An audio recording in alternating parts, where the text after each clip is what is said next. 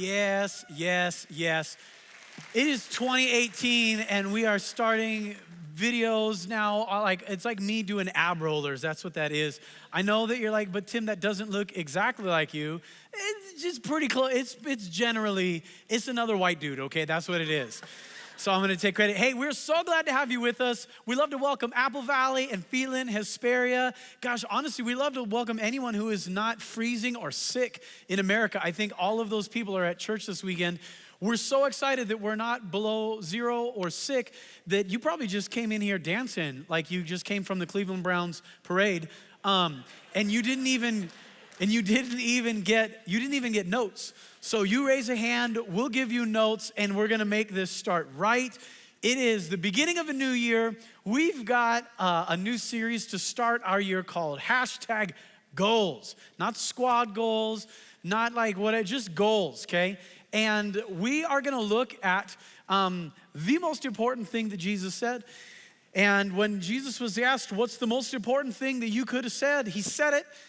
And it is almost too easy to roll past. It's almost too simple. Like Bill Belichick and Greg Popovich, both, each of them are recognized in their own sports as probably like the premier coach. And each of them is belligerently simple about the way they talk about their sport and their team. And Jesus was asked at one point the most important thing he could say, and it was belligerently simple. And that's the opposite of the way we live life. You might have a New Year's resolution was to not make a resolution because you're tired of losing your resolve about your resolutions. But man, it is fun to set goals. It is fun. Last night you were watching numbers, weren't you? Because you're like, man, I might have $570 million different dollars so that I could do all sorts of different things in 2018. Let's just say that your New Year's resolution would have been really different if you had won $500 million. But you didn't because you don't live in New Hampshire. And so you don't have that same resolution. We're gonna talk about what is the sort of thing that God would speak to this. To a culture, our culture, let's admit it, we are addicted to more. Any resolution that you give yourself is never to be like, man, I wanna be in a little bit worse shape this year. Like, you know what I love to have less income. We should downsize our square footage. Or, man, I love my Honda, but have you seen some older Kias? They look pretty bad. We don't think that way. We always think more. Let me add, let me add, let me add. That is always our New Year's resolution. And God speaks into that culture of addictive more with just a radically different view on what it would be. And if he were to make it belligerently simple on how to have a life, a year, a resolution that is good, well, then he would say what he said already. And it's just up to us if we will slow down, listen to what he's got to say. So we're gonna drop you into a conversation with Jesus and a group, and then Jesus with an individual. And so if you don't mind, we're gonna start in Mark chapter 12, verse 13. It says this: later they sent some of the Pharisees and Herodians to Jesus to catch him in his words. Now you already don't know what's going on, so let me explain to you what's going on. You've been around church and the Bible for long enough to recognize that there are two groups of people that you know who they are, even though you really don't know who they are. It's the Pharisees and the Sadducees. In the Old Testament, we had priests and prophets, and for some reason, now in like first century Rome, we've got Pharisees and Sadducees. It's conservative and progressive views on how the Jewish faith can live in a world that is not run by Israel. So that's those groups. But you've only got one of them right here, don't you? You're like, dang, okay, so I've got a group about how to live the Jewish life in a Roman world. Tim, who's the Herodians? I don't know what that is. Well, the Herodians was another group altogether. You see, Rome was the dominating force, and they would dispatch leadership across the whole empire, and then that person would rule that part on behalf of Rome. Well, Herod Antipas was dispatched by Rome to rule over Israel, the Jewish people. And so some people in in all of Israel, they thought, dude, the best way for us to live, the best possible way that we can advance our lives is not to make, a New Year's resolution that I'm gonna, bulk up or slim down or save up or whatever. It's just to fall in line. So whatever Rome says is up, I'm gonna say that's up. If Rome says that that's right and that's wrong, I'm gonna say that's right and that's wrong.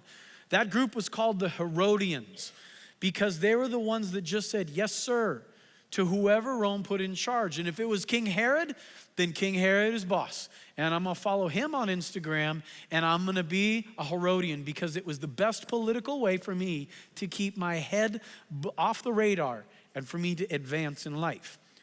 So Pharisees, Sadducees, the Herodians, there were other little groups as well. Normally they didn't get along with each other. They all wanted a piece of the pie for leadership in Jewish culture. And so the Pharisees and the Sadducees would argue with each other like Democrats and Republicans, honestly. But they could all agree on the fact that they did not like Jesus, okay? And Jesus was this threat to them. He was a threat because Jesus walked into all of them and he said, listen, it doesn't matter if you chase progressive or liberal agendas. It doesn't matter if you chase after Roman power or if you're still wanting to go back to old Mosaic ways. All of those things are you trying to add more to your plate.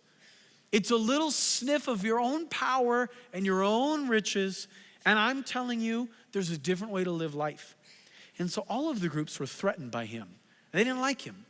And so the only thing they could agree on is the fact that the Pharisees and the Sadducees and the Herodians didn't like Jesus. He was leeching Instagram followers just like off their accounts right and left. And so they decided, you know what, let's do this. Let's go talk to this fool in public and let's catch him in something that's gonna make him look dumb. Because we're the establishment.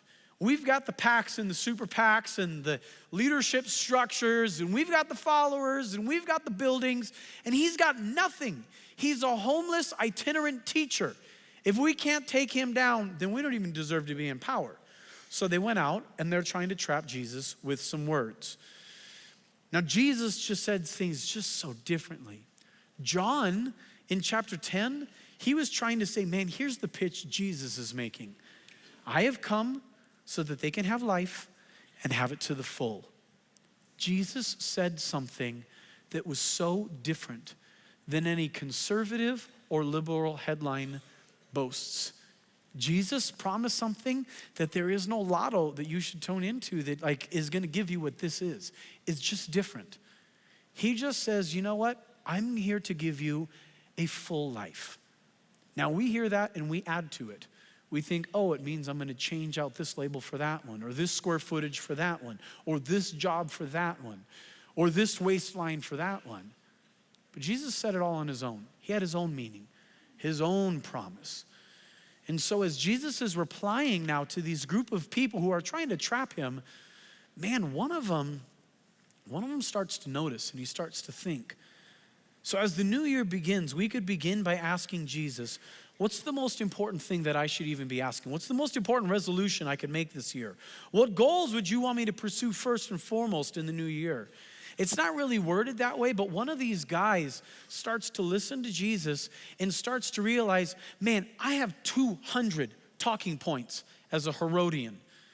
And I know how to argue that political power is better than your religious power. Political power is better than your financial power. Political power is better than your whatever. But Jesus isn't even talking with me about those things. It's almost like everything that I'm trying to have and hold and guard and protect and keep is not worth what he's talking about.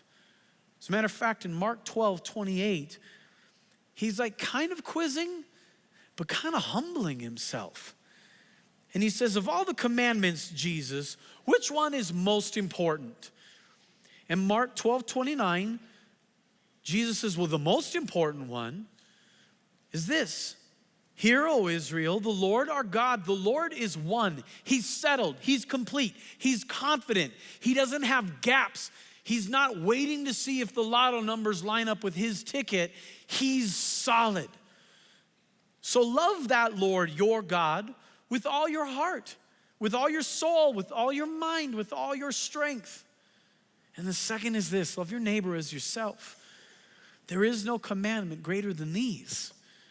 I know you're chasing 200 talking points.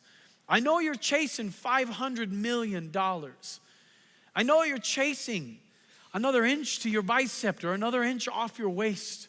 I know that you want whatever it is that you want. And I'm saying all of those things aren't it. If you want to ask me what it is, it's two things. It comes a game-changing moment. The guy who asked the question separates away from the others, and he starts to express some openness to what Jesus would say. Verse 32, it changes. Man, well said, teacher, the man replied. You're right in saying that God is one, and there's no other but him. To love him with all your heart, with all your understanding, all your strength, and to love your neighbor as yourself is more important than all the burnt offerings and all the sacrifices. Man, that's a big deal. That's the pundit on the political or the progressive news broadcast sitting down with the pastor and saying, yeah, but wait, but what about this? But what about that? And the pastor says, I don't know what to tell you, man, other than the fact that Jesus doesn't change. There is no midterm or major election that'll sway his authority. There is no tax break or increase that's going to change his wealth. There is no legislation that we either add to the books or take off that's going to generate any righteousness. It's just him. And I know you want it to be more complicated, and I know you want to add another goal to yourself, and I know you want to throw up on all your other platforms that I did this year. I'm just telling you, it's just him. And the guy is looking at Jesus, and it's spinning in his head, and it stinks because he's really good at adding more. He's good at it. And he lays awake at night thinking, how can I add one more talking point? How can I add one more achievement? How can I add another 100 followers? Gah. And all of a sudden, Jesus walks in and says, man, shoot, if you're going to ask me what's most important, I'm going to say him and the people around you. And I ain't going to say anything else. So the spokesperson for the group does a 180 that nobody saw coming. And Jesus now responds, and he reminds that group, humility is worth a lot. Jesus says this, when Jesus saw that he had answered wisely, he said to him, you're not far from the kingdom of God. And from then on, no one dared ask him any more questions. Guys, that's such a big deal. Now, I know that not everyone believes what I do about Jesus, and I get that and I respect that. And for me, it's hard because literally all of human history is now measured against the life of one person. It was all leading up to and now descending from the existence of one person. And I know that you don't believe what I believe, that he literally rose himself from the dead so that he could give me life. I know that. But man, there's a certain point where you've got to at least own the fact that you want to ignore that human history is divided on him, that you want to choose to ignore the fact that there is more evidence to support the claim that Jesus is alive. And I understand it takes faith. I'm not saying that it's so simple. It's not. But at a certain point, you've got to understand that your heart is either going to start to listen to what God says through his son, or you're going to walk away and you're going to be done asking him questions. I love the fact that you're in our church right now because I am humble before all people. But there's a certain point where you and Jesus have to know where you stand with each other. Because this dude, he's like, man, everything that God says seems to be more right than my answer to life. But some of them, they're just so frustrated with Jesus that he always had an answer. And he always had a promise, and he always had a hope. And I'm so tired of it because I want to feel worse about myself this year. I want another resolution to make so I can break it. And it feels like, Jesus, you just keep telling me that if I let go of myself and hold on to you, that's the answer. They had a parting of ways. And so this year, the watershed moment for us as believers, as a church, is that we will not continually break away from him and talk about how amazing we are. We will humble ourselves and remind ourselves as often as we can how amazing he is. The most important one, answered Jesus, is this. Hear, O Israel, the Lord our God, The Lord is one. Good. I love Greg Popovich. He's a grumpy old man, and I want to grow old and get a porch and get a rocking chair so I can be a grumpy old man and rock on the front porch and talk about how dumb kids are these years. And by kids, I mean like 52-year-olds, right? Greg Popovich is the head coach of the San Antonio Spurs, and he thinks it is crazy that a head coach in the middle of a game needs to stop coaching and walk over to a TV reporter, and he has to answer 2 questions during every televised game. He thinks it's the dumbest thing in the world. He's like, shouldn't I be paying attention to the game, not the TV reporters? I love that, man. I'm like, doggone it, that is right. But he's got to do it. So he walks over to the reporters, and the reporters know that he hates doing it. And so they're nervous every time. They're like, oh man, why do you go to interview Greg Popovich? He hates doing this, and I hate doing it. And so they'll ask him, they're like, so Pop, you guys are losing by 11 right now. What needs to change to turn this game around? We need to score 12 more points than they have. That's all he'll say. It's the best thing on television. And then they're like hanging there. They're like, dang, that's right. Then they've got to ask a second question. And they're like, how are you going to do that? And he's like, stop them from scoring 12 more points than us.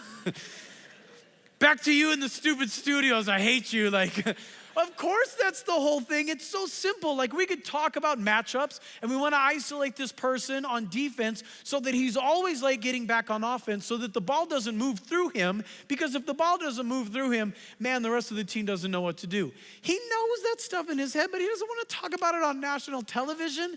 He wants to keep a little bit of it in his hip pocket, and so he just says things like, we'll win if we score more, and if we don't, we'll lose.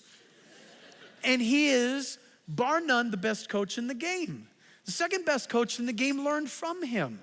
Bill Belichick is the same way. His post-game press conferences are the worst in the world. And they're the best football team. I hate to admit it, but they're the best football team by a country mile. Hey, Bill, how'd the game go today? Oh, some things happened. We made some tackles, and it was enough to win the game. Wait, what? I wasn't even literate. What did you say? But those 2 guys, to them, it's ultra simple, ultra simple.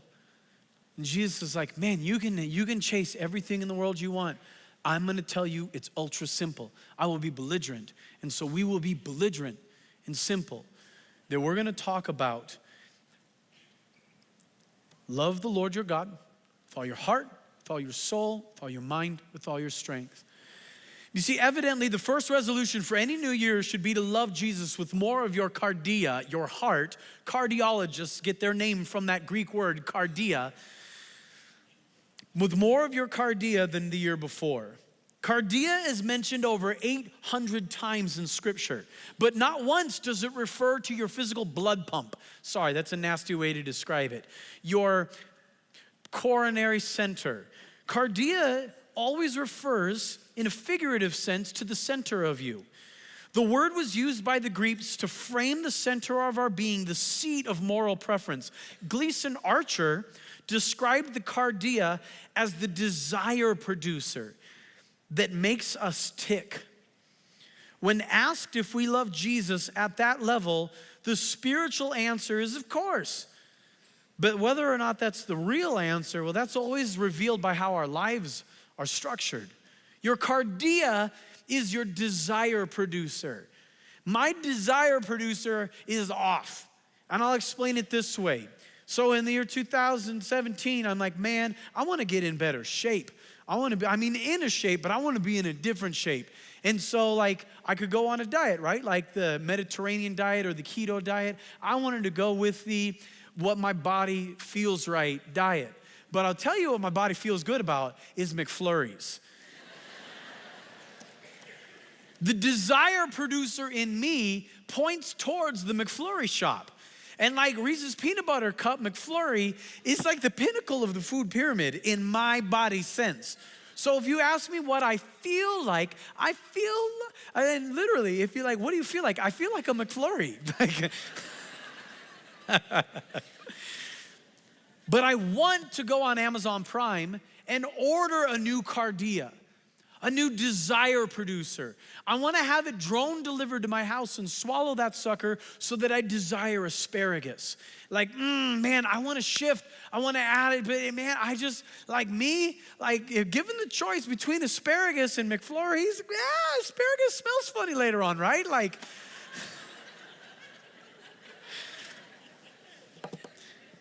and so like I know the Christian answer. My life should want to reflect Jesus more. I should stop chasing the $500 million lotto or my appearance or a raise at work or whatever it is. I know that those things are gonna make me soft because those things are vain. As a matter of fact, literally, chasing contentment makes me habitually discontent. I know that. I'm 40 years old and I've learned that in life. But I'm so tempted to chase the list of 200 things rather than just the simple 2 that Jesus keeps telling me every year. I don't know what it is about me. I'm stone cold crazy. It's like I want to have an asparagus life, but man, I got a McFlurry body. I don't know what to tell you. And so you need to look at the way your life is structured. Because you want to do it the American way, like, man, Tim is right. I need to have more Jesus on top of me chasing the lotto and chasing more hours at work and chasing more square footage and chasing a better body image and chasing the perfect layout and chasing the this and the chasing that. I'm gonna add Jesus on. And you chase him like you chase anything else, and he does not want to be chased that way. If your life structure doesn't facilitate your life goals, then you might as well spare yourself from any sort of resolution. Because that resolution has no chance of surviving even the first week of the year. Are you trying to build a better version on a foundation that can't facilitate personal growth? Does your structure facilitate what you desire? I don't need that page anymore. Time is the primary vehicle we employ to love anything. Anything. And so what do you do when you don't got any time left? You know what I'm saying.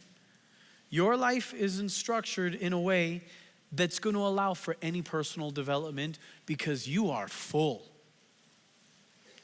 Most people never follow through on the goals they set, not because that they discover that the goals that they have are worthless. Your goal is probably wonderful. But because your life is not structured to take on anything else. You're done. Organizing life is futile if you're trying to shove more into a space that's already full. So let's try and understand the concept of a full life and how a full life is actually needs to be partially empty. Let's take a look at 3 different types of lives. There's the faithless life. Man, you know what this is. You think that this is that lazy Christian that doesn't do as much as they're supposed to. That they didn't sign up for every soccer team and every PTA and overtime at work, and you also do this and you also did that and you also did this and you also did that. You almost love the fact that you can't do everything you're supposed to do because you have too many things that you're supposed to do. And you look down on other people like, oh, you're not even a faithful Christian if you aren't so busy that you are grumpy and hate everything you do. Because that's the way Jesus would live his life. Like, he would be overcommitted and be bothered that he was habitually late to everything he went to and grumpy that he was there at all. Because that's the way we define life. And then the faithful life, those people who are just like, they're just regular busy. Like, they're just like, man, I do everything that's like just right. And like, it's always about me. Because my capacity and like my load is just like, here's where I'm at. And then an overflowing life, those are the people that are just like crazy, right? Like those are the people that are crazy. And you know who they are. You're probably married to one of them, like, because you're like the balance and the force, right? Like, there's only like, the light and the good. And like, you're not Kylo, so you're probably Luke on an island somewhere, right? And you're trying to bring balance in life. And you judge people, and you always probably assume that what you've got on your shoulders is just right. And then there's slackers, and then there's crazy people. And you judge life by like, failure, just right. And Jesus isn't defining success and failure that way at all. Do you know that the overflow concept is mentioned in the Bible 21 times, but it refers to a lot of different ways to overflow. And they're all healthy. And there's a great evil in our country where there are some preachers, honestly, they want to get rich. And so they promise Christians that if you're faithful enough and if you empty your bank account enough to them, then God will bless you by getting rich too, because God promises overflow. Well, it's awful because God does promise overflow. But there are lots of different ways God promises it. Do you know that sometimes when he promises overflow, it's an overflow of praise? You know people who are just joyful people. You do, you know them. You don't understand them at all because you are tired and grumpy. If it was not for Starbucks, people wouldn't even know you're Christian. But there are ways that people pursue their walk with God in a way that gives them an overflow of praise. There's overflow of hope. You just, man, if there's somebody in your life that you just don't like, it's that person who is just like, it's gonna be all right, God has got this. No, he does not, okay? Obviously not. God has lost all control in all sense. Do you see how bad things are right now? Yeah, I know. And because I spend time with him, I know he's got it. It's so hard. It's so hard. Prosperity is one of those ways that God promises overflow. He just does. Oh my gosh, those people. The people that definitely got more money than you. Like some people, they got a little bit more money than you, but they're still messed up and that's okay. We're not bothered by them. But then there's the people that definitely have, the fancy cheese counter at Stater Brothers, they shop in it.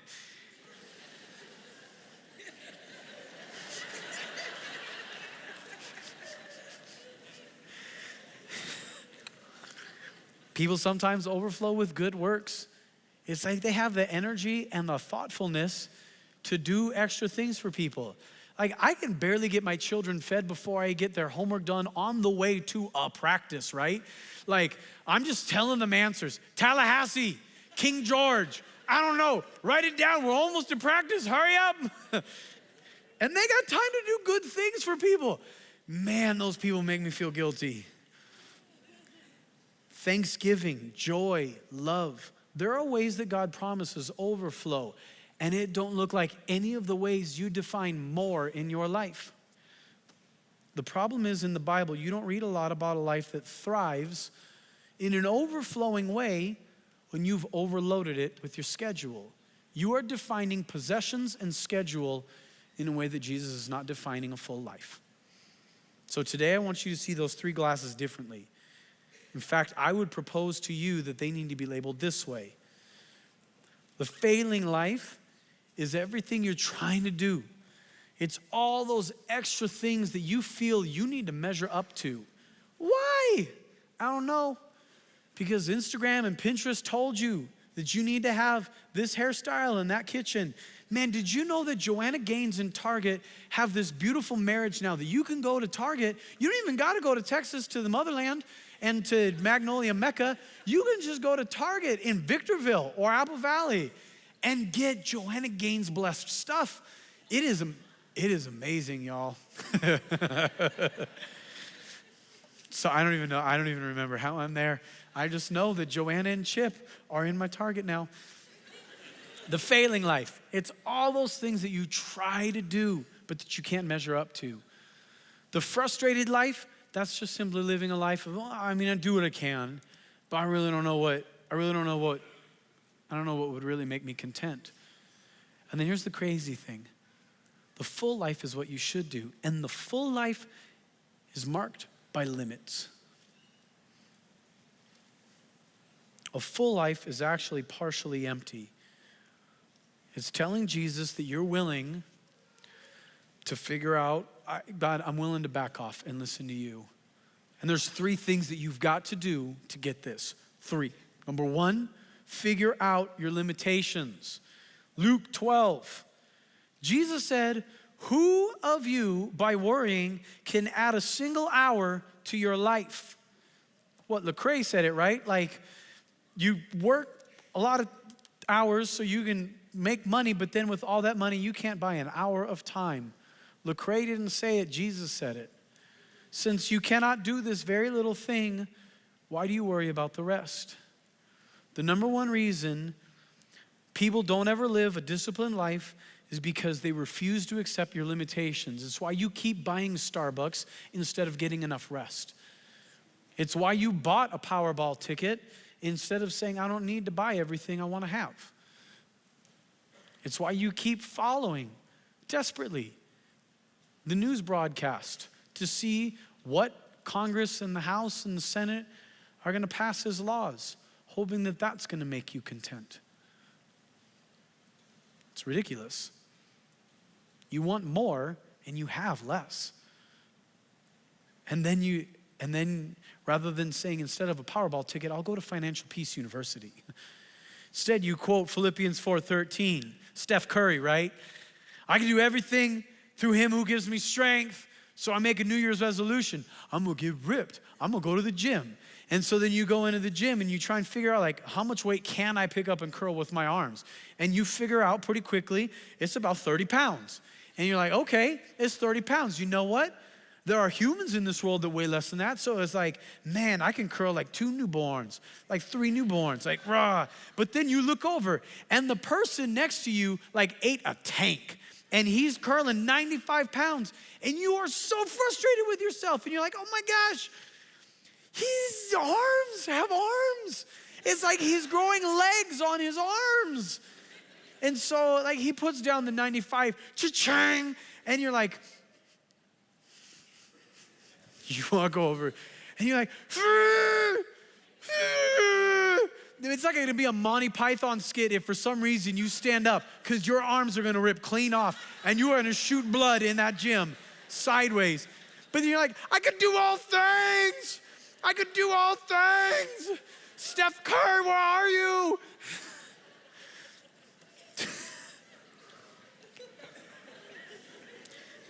Did you ever read verse 12? I'll read you verse 12. I know what it is to be in need, and I know what it is to have plenty. I've learned the secret to being content in any and every situation, whether well-fed or hungry, whether living in plenty and want. Lecrae also said, being broke made me rich. I can do all this through him who gives me strength. He's not speaking about a name it and claim it, I'm gonna get better and richer and bigger and stronger and faster, addictive Americanity. He says, you know what? I'm blessed no matter what I have. I'm blessed to own a home in the Victor Valley, which, believe it or not, over the last 15 years, I have grown to love. I have a television that is bigger than my head, on which I can watch Star Wars movies with my kids. Even my girls like Star Wars. I am so blessed. Sometimes I can get into my minivan, which some of y'all hate on, which is ridiculous because a minivan is the greatest machine this country has ever produced. You can fit a sheet of plywood or 32 kids in there, sometimes at the same time. And I can drive that minivan to a yogurt shop where they freeze it, and some reason, what is a boring breakfast cereal is a delicious evening snack. And I can enjoy my frozen yogurt almost any time because I'm middle class America. I am rich beyond recognition. And so when I'm content in those things, I can also lie on the floor, which is concrete of a cinder block building in an African village where it is 100 and a billion degrees at night. But because I'm terrified I might get malaria for real, and malaria is not a joke. I know y'all are sick, but you don't have malaria. That I've got to sleep in a sleeping bag with the Mosi net around me. So now it's 108 billion degrees.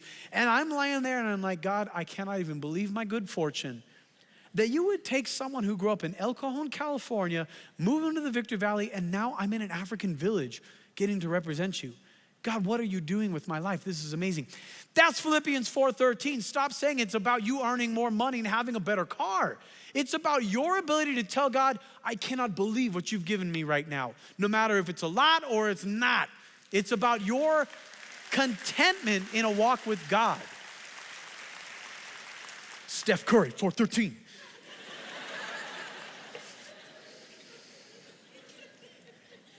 It's about you telling God, I'm good with the life you've given me. Why don't you call the shots? My girls are 7 and 9 years old.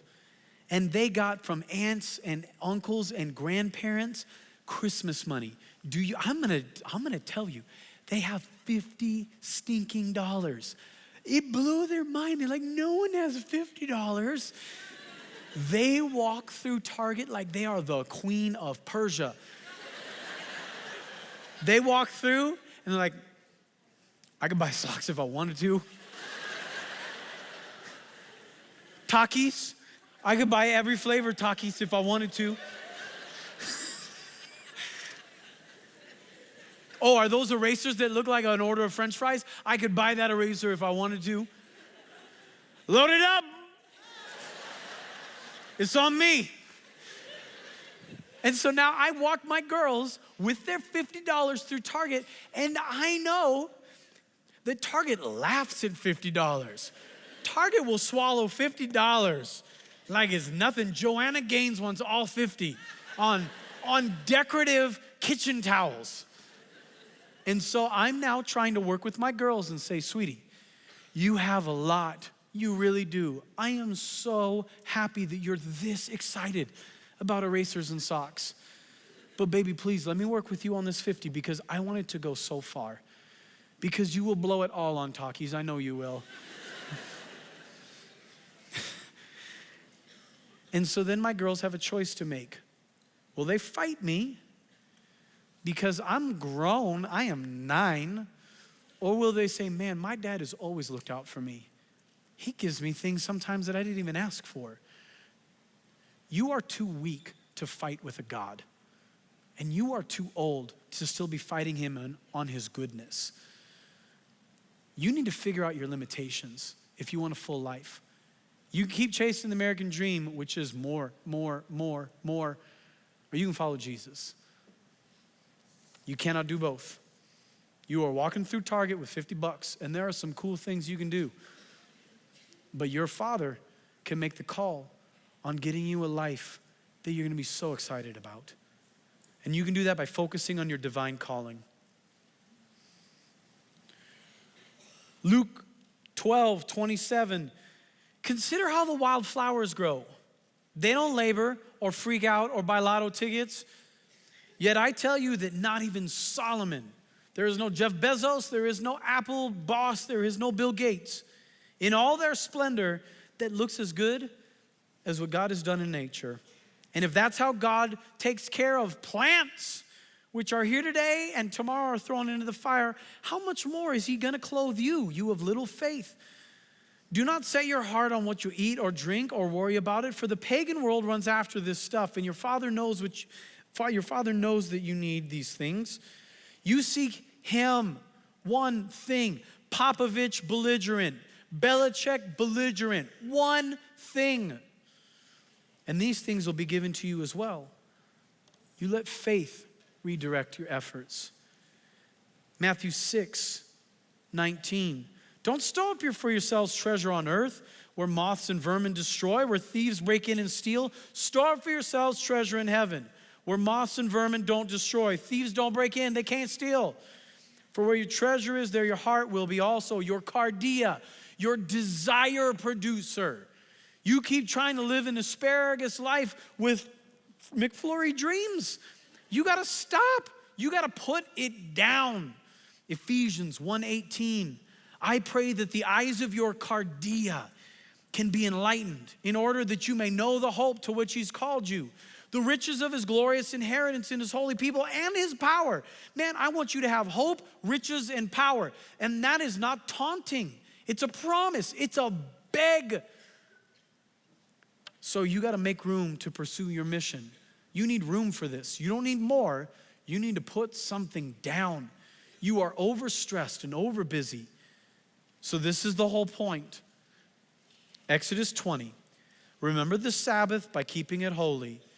6 days you shall labor and do your work, but on the seventh day it's a Sabbath to the Lord your God. Richard Swenson defines margin this way. Your power minus your load is your margin. It's that extra little bit in life. Your power minus your load equals margin. And so if I am chasing everything in life I think I should have, I'm over here at the 95-pound bar, and I'm desperately trying to have the life that I'm chasing on Pinterest or on Facebook or Instagram or at work or with my square footage. And I keep trying to lift 95 pounds, and I'm so frustrated and I'm so discontent. And I keep telling myself, if you lift it this year, you'll be happy. Where is God right now? Philippians 4:13. Steph Curry, where are you? Maybe you need to figure out that your strength is not equal to the load that you're chasing. That's why you never have contentment. You never have margin. And so the resolution that we're coaching you towards this year is maybe back off the 95. And maybe just tell Jesus, man, I want to chase so many things. But you keep walking into circles and saying, 1. And maybe this is finally the year when I am 40 years old that I tell you, okay, I'll look at the 1. This year I'm gonna look at the 1. And so I'm gonna let some things go. And I'm stressed out emotionally or physically or financially or schedule. And here's the dumb thing, because I'm worried about these things, I just try and have more of them. Man, that's not the answer. It just isn't.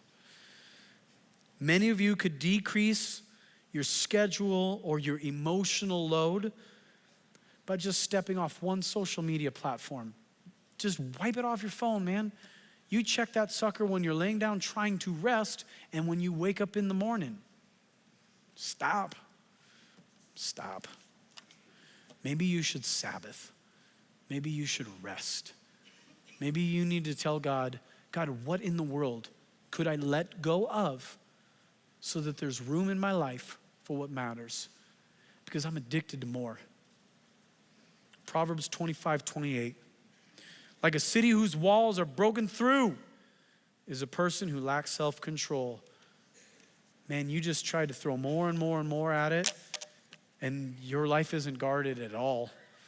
You're open to every sort of stress and attack, emotional, physical, financial. Your walls are broken. And you need to tell Jesus, I'm gonna let something go this year. I'm gonna let it go.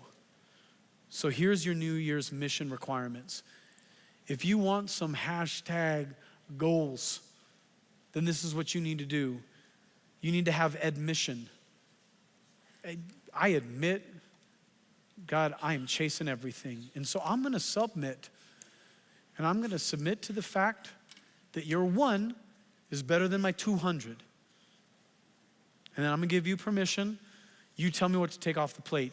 Because Jesus, all of it feels like it's absolutely vital to my life. All of it does. The roles that I hold and the hours that I work and the things that I buy and the trips that I take and the image that I project, I need all of it because I'm still not happy. I'm gonna tell you, you have permission. What am I gonna let go? And so this requires you to be spiritual. Can't fill in this blank for you. I don't even know. I don't need those pages at all anymore. You gotta ask God. Let's pray. Father, I am so wrapped up in chasing the more.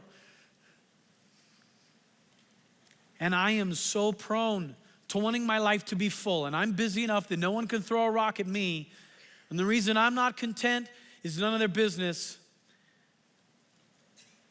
And Jesus, you keep walking into my life saying, Tim, pick the one thing. And I keep saying, yeah, but. God, I humbly pray over the lives of my church. Speak into us clearly, into our addictions, into our pursuits, and limit us. Call me away from something, God, that frustrates me, that worries me. But God, I trust you more. Father, I pray that I would Sabbath and I would rest in you. Jesus, I pray for my church that you would do that in us. This year, help us to resolve that you get to own our cardia more by us backing off. Jesus, we love you a ton. Help it to be true this year. In your name we pray, and everyone said,